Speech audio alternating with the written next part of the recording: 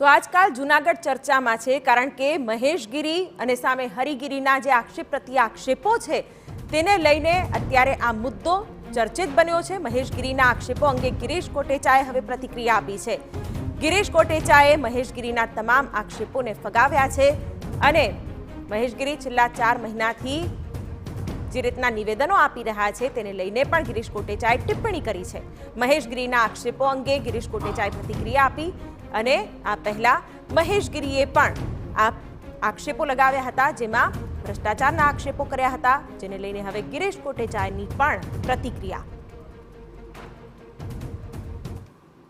જે રીતે આજે મહેશગીરી દ્વારા એક રાણપુર ખાતે પત્રકાર પરિષદ યોજવામાં આવી છે તેમાં તમામ પ્રકારના જે આક્ષેપો કરવામાં આવ્યા છે જેમાં ગિરીશભાઈ કોટેચા જે પૂર્વ ડેપ્યુટી મેયર છે તેમની ઉપર એ આક્ષેપ કર્યા છે કે ગીરીઓનો હરિયો જ્યારે આ ભવનાથ અને જૂનાગઢને બતાવી દેશે તેમનો પૂરો પરિવાર જ્યારે ટિકિટ માગવા નીકળ્યો છે। આ બાબતે આપણી સાથે પૂર્વ ડેપ્યુટી મેયર ગિરીશભાઈ જોડાયા છે। ગિરીશભાઈ, આજે મહેશગીરીના આક્ષેપો છે આ બાબતે તમે શું કહેશો? મહેશગીરી છેલ્લા 4 મહિનાથી ગાંડા જેવો થઈ ગયો છે, સાયટ્રિક માણસ છે અને ન ઓલા આપણે ઘણીવાર એમ કહીએ ને કે આને કંઈ રાતના હવન કરતો હોય પણ વિચાર નકરા નેગેટિવ જ આવતા હોય।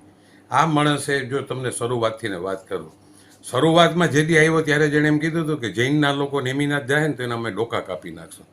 પછી વિચાર કરો અમૃતગીરી બાપુની હાલત એણે શું કરી। ધનસુખગીરી બાપુ હોસ્પિટલમાં દાખલ હોય અને તું રાતના 1:30 વાગે 12 જણા જઈને એના અંગૂઠા મરાયો। આવું વર્લ્ડમાં ક્યાંય સાંભળ્યું? આ સાધુ છે કે આ કોઈ શેતાન માણસ છે? અરે શેતાન માણસ પણ આ ધંધો ન કરે કે જ્યાં મોતને ભેટીને બેઠા હોય ધનસુખગીરી બાપુને વેન્ટિલેટર ઉપર, ત્યાં તું રાતના 12 જણાને પણ વકીલ લઈ જા, તું ભેગો ત્યાંથી ને વિડીયો શૂટિંગવાળો લઈ જા, નોટરીને ભેગો લઈ જાય। આ વિકૃતનાથની નિશાની નહીં તો હું? એ જ રીતે તે વસંતગીરીની હાલત કરી। ભૂતનાથ મંદિરમાં તને ગરવાની મનાઈ હતી, ત્યાં 20 છોકરા ભણતા, મને જ ખબર છે મેં ભૂતનાથ મંદિર, એ છોકરાઓ વસંતગીરીમાં ભણીને મોટા થયા, ત્યાં આરતી કરતા, પૂજા કરતા, ત્યાંની સેવા કરતા આવતા વેત તે એ જ દિવસે જેથી વસંતગીરીની સમાધિ દેવાણી એ જ દિવસે બધા માણસોને કાઢી મૂક્યા।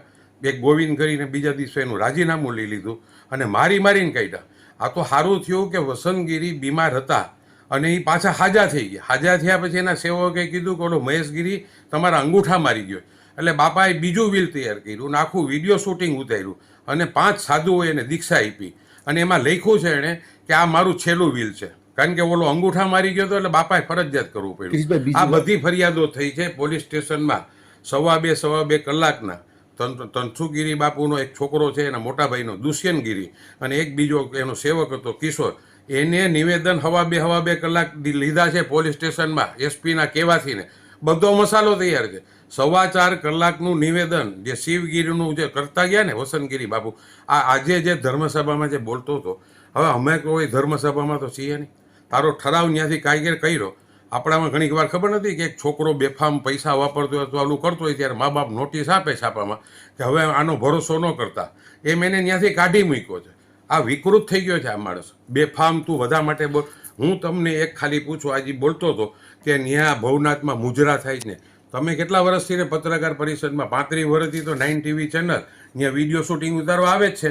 દર વખતે શિવરાત્રિનો આખો મેળો હરેક ચેનલો બતાડતી હોય છે, પરિક્રમાનો કોઈ દી ક્યાંય તમે આવું જોયું જ? ખોટો માણસ એની પાસેથી ને લ્યો ને।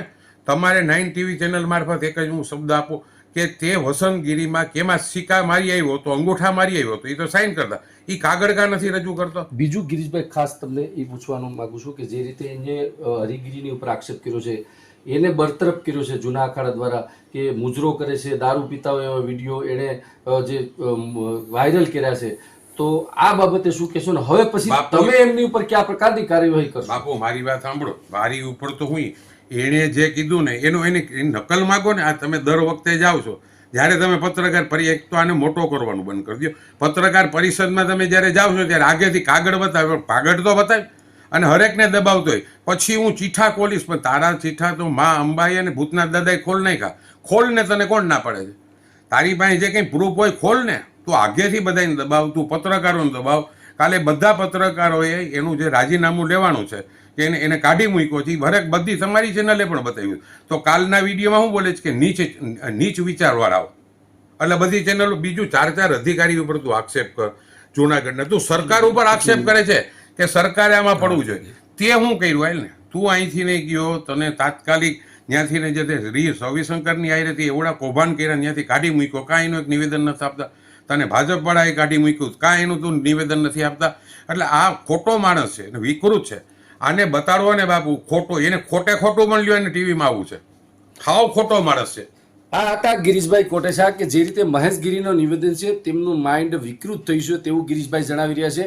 બીજી તરફ જે વસંતગીરીના નામનું જે શિવગીરીના નામનું જે વિલ કરવામાં આવ્યું છે તેમાં પણ તદ્દન ખોટું જે વસંતગીરીની સહી અંગૂઠા લઈ અને તેમણે વિલ બીજાના નામનું કરી લીધું છે. જે શિવગીરી છે તે તેમના નામનું જે વિલ કરવામાં આવ્યું હતું આ બાબતનું પણ ગિરીશભાઈ દ્વારા જણાવવામાં આવ્યું છે અને બિલકુલ પાયાવિહોણી વાત મહેશ ગીરીની છે તેવું ગિરીશ કોટેચા જણાવી રહ્યા છે. વિજયસિંહ પરમાર, TV9